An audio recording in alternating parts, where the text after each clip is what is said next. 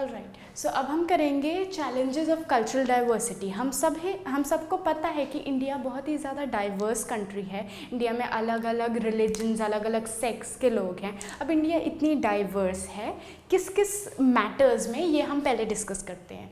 Language, India में 1632 different languages हैं, अलग अलग लोगों की, अलग अलग ट्राइब्स की। ऐसे इंडिया एक बहुत ही ज़्यादा लिंग्विस्टिक डाइवर्स कंट्री है और हमारी 22 लैंग्वेजेस हैं जो ऑफिशियली रिकॉग्नाइज्ड हैं। इंडिया लैंग्वेज के मामले में इतना ज़्यादा डाइवर्स है कि जब बाहर की देयर आर डिफरेंट कंट्रीज़ और भी जिसमें यूजुअली एक ही लैंग्वेज पॉपुलर होती है। फॉर इंस्टेंस वेस्टर्न स्टेट्स में इंग्लिश ज़्यादा प्रीडोमिनेंट लैंग्वेज है, but in India we have a diversity of 1632 different languages, जिनमें 22 ऑफिशियली रिकॉग्नाइज्ड है। उसके बाद हम देखते हैं इन टर्म्स ऑफ रिलीजन के टर्म्स में हमारा इंडिया बहुत ही ज़्यादा डाइवर्स है। बहुत अलग अलग तरह के अलग अलग रिलीजन्स रहते हैं, वो अलग अलग रिचुअल्स फॉलो करते हैं और इसी वजह से इंडिया की डाइवर्सिटी इतनी ज़्यादा फेमस है। इंडिया में हिंदूज़ हैं जो 85% हैं, मेजॉरिटी में हैं। उसके बाद मुस्लिम्स हैं जो 13.4% हैं, सिक्स 1.9% है, क्रिश्चियंस 2.3% है, बुद्धिस्ट 0.8% है और जैन 0.4% है। तो इंडिया इन सब को केटर करता है, इन सब की नीड्स को केटर करता है और ऐसे बहुत ही रिलीजियसली डाइवर्स कंट्री बनाता है।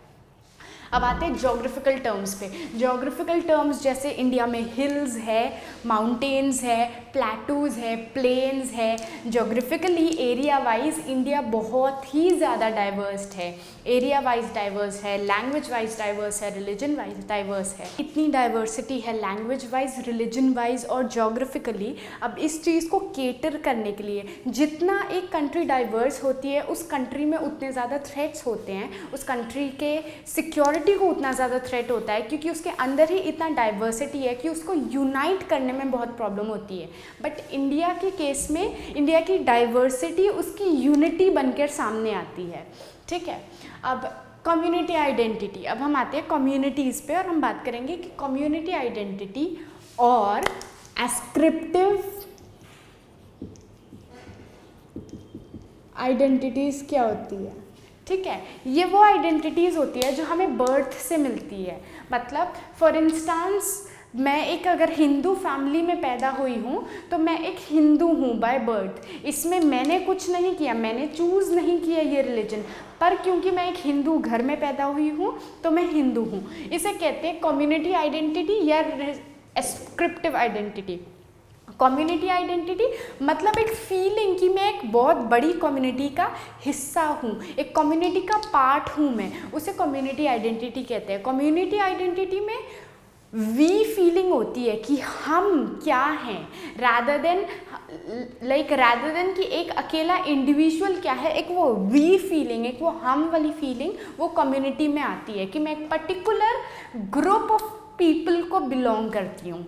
That is community identity. अब कम्युनिटी आइडेंटिटी एक बहुत ही इम्पॉर्टेंट रोल प्ले करता है क्योंकि कम्युनिटी आइडेंटिटी के साथ बहुत ही सेंटिमेंट्स और इमोशनल अटैचमेंट होता है लोगों का। जैसे एक रिलीजन के प्रति, जिस वजह से हम देखते हैं कि हिंदू और मुस्लिम्स के बहुत ज़्यादा आपस में लड़ाई होती है क्योंकि दो अलग अलग डिफरेंट सेक्स को बिलोंग करते हैं, दो अलग अलग कम्युनिटीज़ को बिलोंग करते हैं और वो एक वायलेंट तरीका अपना लेते हैं अपनी कम्युनिटी फीलिंग्स शो करने के लिए। तो कम्युनिटी जो आइडेंटिटीज़ होती हैं वो बहुत ही इमोशनली अटैच्ड होती हैं एक इंसान के, कि इंसान अपनी कम्युनिटी से बहुत ही इमोशनली साइकोलॉजिकली अटैच होता है, वो है हमारा कम्युनिटी आइडेंटिटी। ठीक है, अब आते हैं हम स्टेट पर। स्टेट को डिफ़ाइन करना थोड़ा सा मुश्किल है क्योंकि स्टेट क्या है। बेसिकली स्टेट के डिफाइनिंग फीचर्स हम बोल सकते हैं, हाँ स्टेट में पॉपुलेशन होता है, पॉपुलेशन होगा तभी तो स्टेट बनेगा, टेरिटरी मतलब जगह होगी तभी तो स्टेट बनेगा, और गवर्नमेंट नहीं होगा तो स्टेट को मेंटेन कौन करेगा, राइट। तो ये इम्पॉर्टेंट फीचर्स हैं स्टेट के। बट स्टेट के यूजुअली एडमिनिस्ट्रेटर्स होते हैं लॉ और राइट टू एडमिनिस्टर। स्टेट में आजकल की सोसाइटी में एक गवर्नमेंट हो तब एक स्टेट माना जाता है। तो स्टेट एक काफ़ी कॉम्प्लेक्स मेथड है, वो टॉपिक है, और ये कुछ फीचर्स हैं स्टेट के। अब हम आते हैं नेशन पर। नेशन के आइडिया को लेकर हमेशा से ही कॉन्फ्लिक्ट चला है। नेशन को तुम कैसे डिफाइन कर सकते हो, क्योंकि नेशन एक इमेजिन्ड कम्युनिटी है।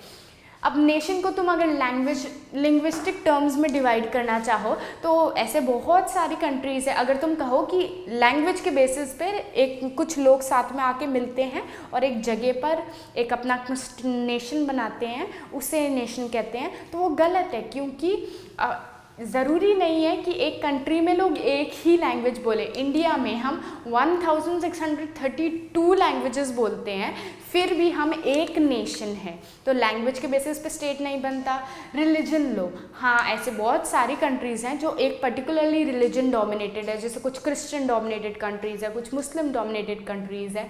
बट देन अगेन और भी बहुत सारी ऐसी कंट्रीज़ हैं जिसमें अलग अलग रिलीजन्स रहते हैं। तो तुम ये भी नहीं कह सकते हो कि रिलीजन के बेसिस पे बनता है नेशन। तो बेसिकली डिस्क्राइब करना कि नेशन किस बेसिस पे बनता है, ये बहुत ही इम्पॉर्टेंट और डिफ़िकल्ट टास्क है, क्योंकि नेशन एक बहुत ही ज़्यादा कॉम्प्लेक्स स्ट्रक्चर है। नेशन एक पूरा एरिया है जिसे कुछ लोगों ने डिक्लेयर कर दिया है कि ये पूरा एरिया इन कुछ लोगों का है, बट वो कुछ लोग उस एरिया में साथ में किस बेसिस पे रह रहे हैं वो कहना मुश्किल है। अब नेचर में हम लोग एक कॉमन चीज़ें बहुत शेयर करते हैं, कॉमन इंटरेस्ट, कॉमन हिस्ट्री और कॉमन बैकग्राउंड, ये सब नेशन में शेयर करते हैं। बट नेशन को पर्टिकुलरली डिस्क्राइब करना कि हाँ ये नेशन होता है, नेशन की एक डेफिनेशन देना, ये बहुत ज़्यादा मुश्किल है। तो ये है हमारा नेशन। बेसिकली हम नेशन को एक इमेजिन्ड कम्युनिटी मानते हैं। तो this is what is nation about.